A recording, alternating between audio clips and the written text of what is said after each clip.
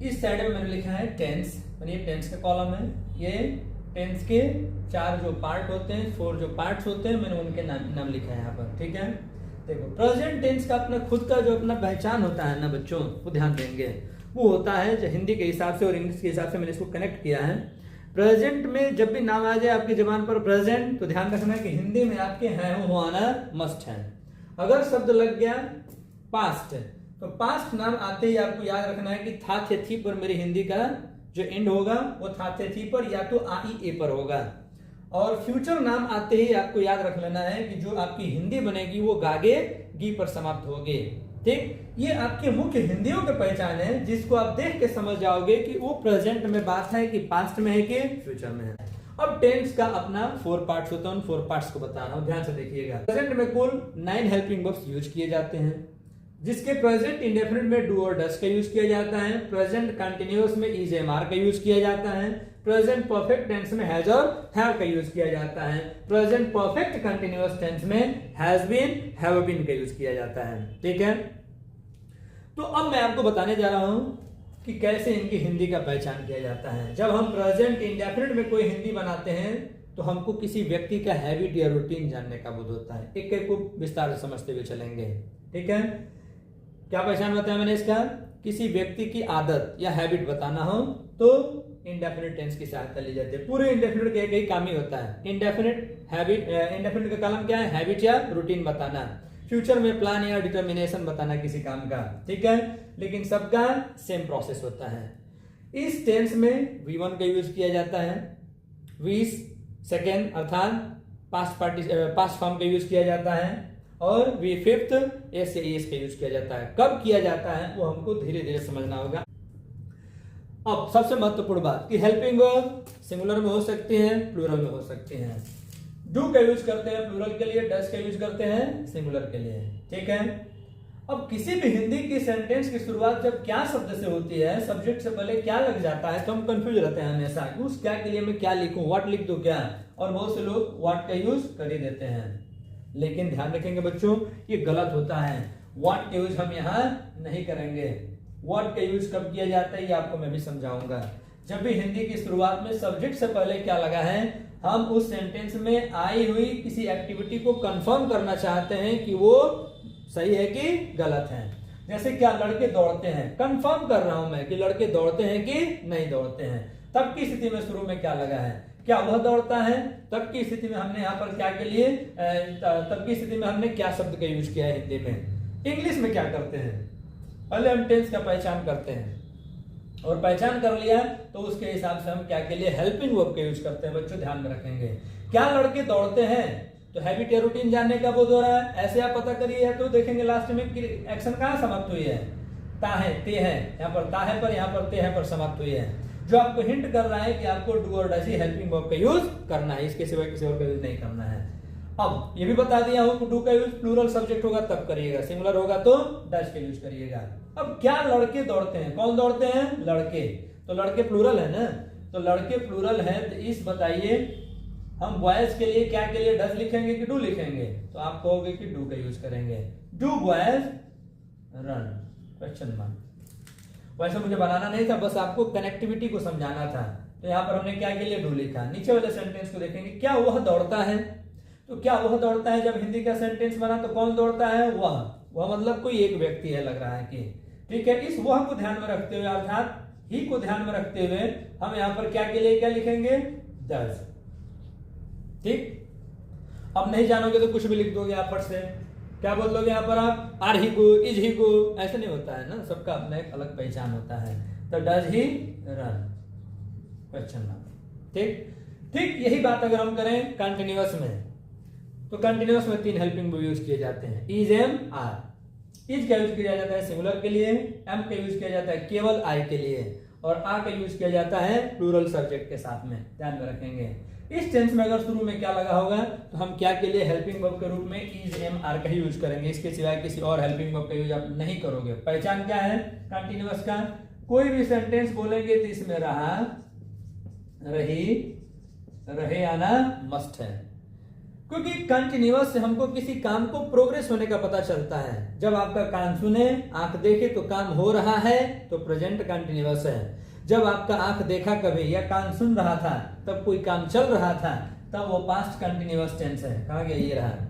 और जब आप फ्यूचर में कल्पना कर रहे हैं कि किसी समय पर आप कोई काम कर रहे होंगे तब आप फ्यूचर के कंटिन्यूअस में कोई बात सोच रहे हैं। ठीक है, सबसे पहले हमको कनेक्टिविटी को समझना है दोस्तों। ठीक है, तो क्या लड़के दौड़ रहे हैं तो लास्ट में देखेंगे तो रहा है, रही है, रहे हो, काम चल रहा है। तो ये रहा है, रही है, रहे हो बता रहा है कि कंटिन्यूअस है बता रहा है कि प्रेजेंट है, प्रेजेंट कंटिन्यूअस में है, ध्यान रखेंगे। इस क्या के लिए क्या यूज करेंगे आगे का सब्जेक्ट बताएगा। लड़के, कौन, लड़के, एक से अधिक है तो इस लड़के के हिसाब से हम क्या के लिए क्या लिखेंगे, आर के यूज करेंगे। पहले दिखा रहा हूं यहां पर। ठीक है, are boys running question mark, ये यू है। पहले बता रहा हूं कि बनाना मुझे नहीं था, बस आपको दिखाना था कि क्या के लिए हम क्या यूज करेंगे। अब यहाँ क्या के लिए वर्ड का यूज नहीं करोगे। इस क्या के लिए आप डच का यूज नहीं कर सकते हो, डू का यूज नहीं कर सकते हो, ना हैज का यूज कर सकते हो। क्यों? क्योंकि रहा है, रही, रहे हो के लिए अपना स्पेशल हेल्पिंग वर्ब होता है, वो इज, एम, आर होते हैं। ठीक है, क्या वह दौड़ रहा है, यहाँ पर कौन दौड़ रहा है, वह एक व्यक्ति है। इस वह के लिए हम क्या यूज करेंगे, इज का यूज करेंगे। क्यों करेंगे, सिंगुलर सब्जेक्ट के साथ क्या यूज करते हैं, इज का। सब्जेक्ट हमारा ही सिंगुलर है इसलिए इज का यूज किया जाएगा क्या के लिए, तो is he running question mark. अब यहाँ क्या के लिए क्या लिखा जाएगा भाई, तो इसके हेल्पिंग में यहीं पर दिए गए हैं, देख सकते हैं यहाँ। अब कौन सा टेंस है, प्रेजेंट का परफेक्ट टेंस। काम जो चल रहा है प्रेजेंट में पूरा हो जाए, जैसे ही पूरा होगा आप क्या बोलोगे कि मैं कोई काम कर चुका हूं। जो भी पास्ट में कोई काम हो रहा है, अब प्रेजेंट में सॉरी कुछ समय के बाद आप क्या बोलोगे कि मैं काम कर चुका हूं, ये मैं काम कर लिया हूं। जैसे ही आप कहोगे कि मैं काम कर चुका हूं, कर लिया हूं, दो पहचान होता है, आ है, ई है, ए हो, या चुका है, चुकी है, चुके हो, ये हमारा हिंदी का सेंस है। बस याद रखो कि इसी के लिए हम यूज करते हैं हैज, हैव प्लस इसके साथ में कौन सा, वर्ब का थर्ड फॉर्म अर्थात पास्ट पार्टिसिपल फॉर्म। और यहां पर रहा, रही, रहे के लिए इंग्लिश में क्या यूज करते हैं, आईएनजी फॉर्म यूज करते हैं। ठीक है, क्या रखेंगे इस बात को भी। अब क्या लड़के दौड़ चुके हैं, कौन, लड़के एक से अधिक है, इसलिए हम क्या के लिए क्या यूज करेंगे, हैव के यूज करेंगे। Have boys run question mark. अब मैंने क्या के लिए क्या लिखा, हैव का यूज किया। क्या वह दौड़ चुका है, कौन, वह। अब वह के लिए हम क्या के लिए क्या लिखेंगे, तो देखेंगे सिंगुलर सब्जेक्ट है ना वह, इसलिए हम यहाँ पर हैज का यूज करेंगे। हैज ही रन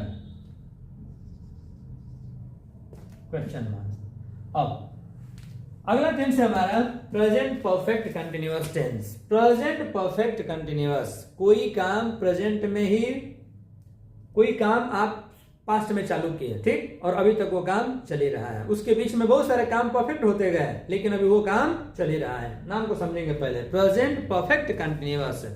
प्रेजेंट में ही कोई काम अभी तक कंटिन्यू है जिसके बीच में बहुत सारे काम परफेक्ट हो गए लेकिन वो काम अभी भी चल रहा है। मैंने कोई काम लंबे समय से अभी तक हो रहा है।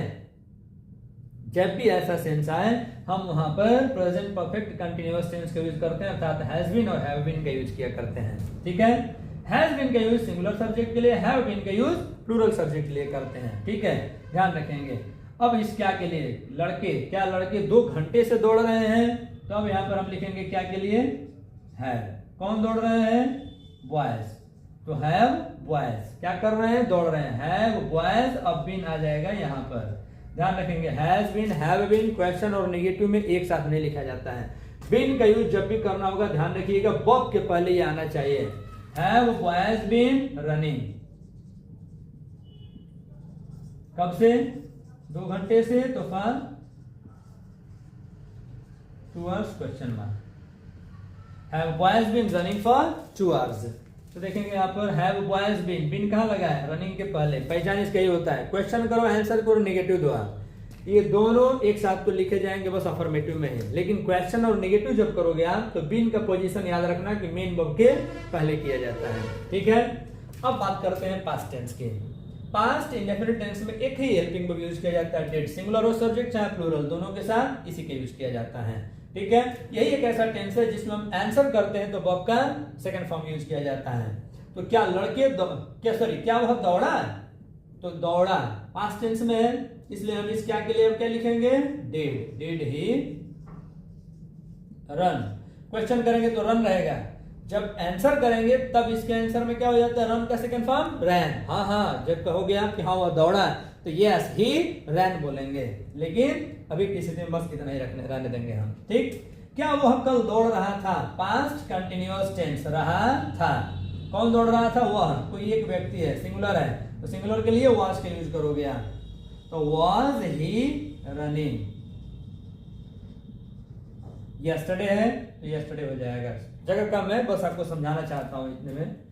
अगला है आपका प्रेजेंट का पास्ट परफेक्ट टेंस, कोई काम पास्ट में पूरा हो चुका था, तो क्या वह 6 बजे तक दौड़ चुका था। अब इस क्या के लिए क्या लिखोगे आप, हैड ही रन, मतलब क्या वह दौड़ चुका था, कब तक, had he run by 6 o'clock, had he run till 6 o'clock, question mark, ठीक है।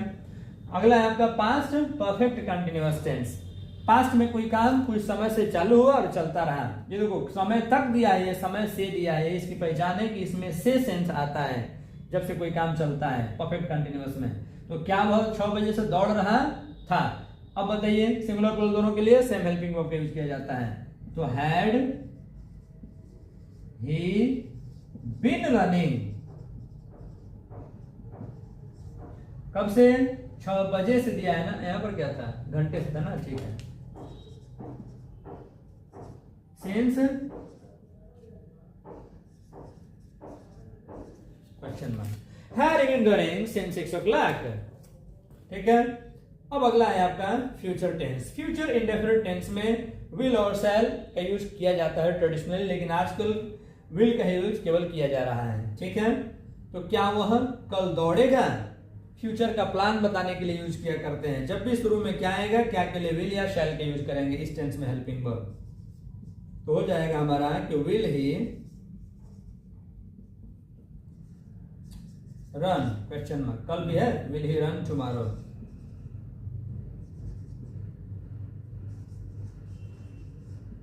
Question mark. क्या वह दौड़ रहा होगा, जब ये कहेंगे आप तो क्या वह दौड़ रहा होगा, तब हम क्या के लिए क्या यूज करेंगे, विल ही बी रनिंग, ठीक है, question mark, will he be running. Future continuous tense में विल बी शैल बी का यूज किया जाता है, ध्यान रखिएगा। मॉडल में या जब भी एक से अधिक हेल्पिंग वर्ब होती है तो बाद वाला जो उसका हिस्सा होता है, जैसे जो बी हो गया, यहाँ पर बिन हो गया, ये हमेशा मेन वर्ब के पहले दिखने चाहिए, ठीक है ना। अगले में देखेंगे क्या वह 6 बजे तक दौड़ चुका होगा, तो यहां पर क्या के लिए क्या लिखेंगे, विल ही हैव रन, कब तक, बाय 6 o'clock, क्वेश्चन मार्क, ठीक। अब यहां पर है कि क्या वह 5 बजे से दौड़ रहा होगा, तो इस क्या के लिए क्या लिखेंगे, will he be running, will he be running, कब से, फ्यूचर में सिंस के जगह पर फ्रॉम का यूज किया जाता है, 5 बजे से, फ्रॉम 5 o'clock, क्वेश्चन मार्क, ठीक है। तो ये पूरा प्रोसेस मैंने आपको एक छोटे से डायग्राम में बताने का प्रयास किया, थोड़ा सा रफ जरूर लग रहा होगा लेकिन पूरी तरह से इंफॉर्मेटिव है, भी तो इसको और बड़ा किया जा सकता है इसका आंसर देने के लिए और इसका नेगेटिव बताने के लिए, लेकिन इतने में जरा मूल बात समझाना था, जो मेन मुझे पॉइंट समझाना था वो यही था कि हर टेंस के अपने हेल्पिंग वर्ब क्या होते हैं। देखो इंग्लिश समझने के लिए सबसे पहले हेल्पिंग वर्ब पर कमांड होना मस्ट है, अगर हेल्पिंग वर्ब पर कमांड नहीं है तो फिर आपके पढ़ने का कोई मतलब नहीं है। टाइम एंड टेंस तब तक नहीं समझ में आएगा जब तक हेल्पिंग वर्ब पर कमांड नहीं बनेगा, ठीक है। यदि वीडियो अच्छा लगे तो आप इसको लाइक शेयर और कमेंट जरूर करिएगा कि क्या मैंने अपना प्रयास सही किया।